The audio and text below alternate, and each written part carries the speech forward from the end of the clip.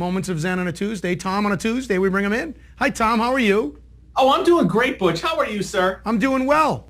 Talk about your dealings with Shaquille O'Neal, Tom, and how much of a bigger-than-life personality he is.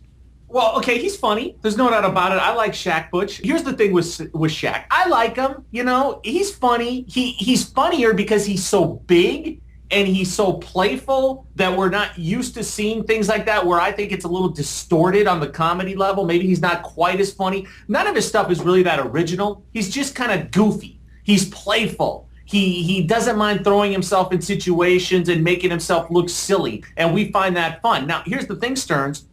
That's fine and dandy when he's tweeting a pic out, you know, when he's driving down the freeway. But I don't know how well he's going to fit in at TNT. Because bottom line, Shaq, and look at what we're showing right now, he's all about having fun. That's all he wants to do. And when you're an analyst on TNT, that's called a job. It's a job, and you have to work to be good at it.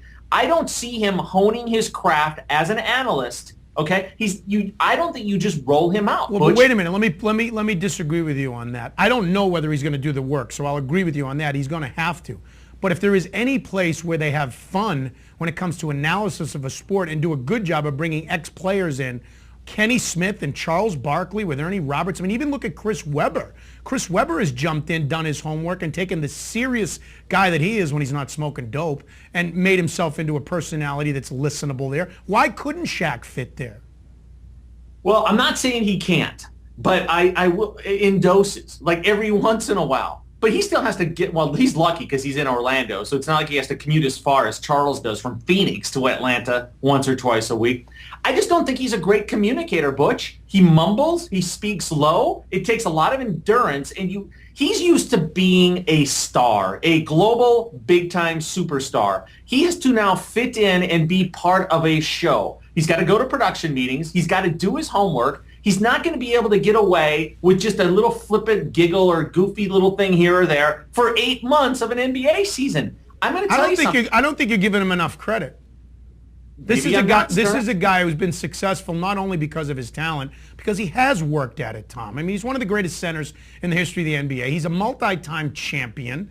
He helped Kobe as a 1A or 1, whatever you wanted to call him, win multiple championships. He helped Dwayne Wade win his only championship. He wasn't able to do it in Boston. I will tell you, behind the scenes, there were the same questions at this point in his career from a basketball perspective. Was he going to put in the time? Was he going to stay healthy? But was he going to work at it to be a championship? So while I think your questions are legitimate, I don't think you're giving the guy enough credit for the success he's had. He didn't just show up on the court and win championships. He worked at it. All I'm saying is this. He's used to being the center of attention. Basketball was his life. Of course he's going to put work into it. He wanted to be one of the greatest ever, and he was. In my opinion, when Shaq is healthy, most dominant center of all time. Change the subject. Are you ready for some football?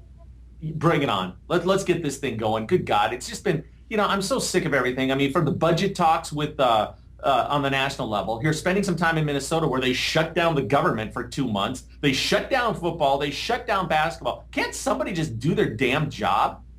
Well, all indications are, we did it off the top of the show, the nuts and bolts. They met for 8.5 hours yesterday, the lawyers from both sides. 3.5 of those hours were in front of the court-appointed magistrate, Arthur Boylan. They're meeting again today. Tomorrow, the players get together in Washington, D.C., and they're supposed to vote on the collective bargaining agreement. Did they get a deal or not, or why?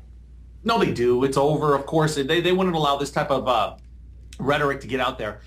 Did you hear this morning that the Green Bay Packers allegedly told their players to report on Friday and start working out on Saturday? It's got to be over. I mean, they must have handled every little sticking point. I think the biggest thing, they have Carl Eller in there today. I should send you my picture of Carl Eller I have from 20 years ago. You want to talk about a big head. This dude has the largest cranium I think ever known. Yeah, I've interviewed Carl Eller too. You're right. His head is huge.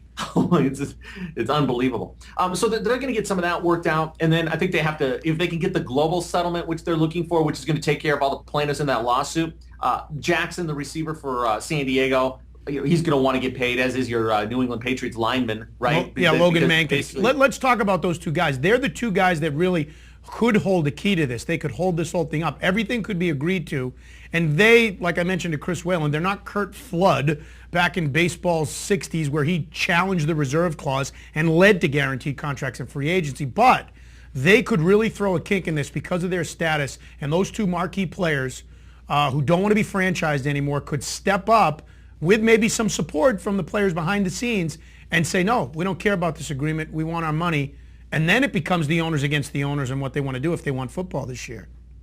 It's over. I mean, they've been very cautious as to what they've been saying up until this point. There's no way a responsible franchise like the Green Bay Packers, tells their players to start showing up on Friday if this thing isn't over. It's legalities at this point. It's signing off on a few things. But they realize, man, they get past this week, in another week it gets lost. Then it's dollars they're missing out on. And that's the last thing these greedy bastards want to do that own NFL football teams is lose any money, especially when they're this close. So I give them credit. I mean, this was a complicated thing that they had to get done in a fairly short period of time, and they did. And it doesn't look like we're going to miss anything from the lockout.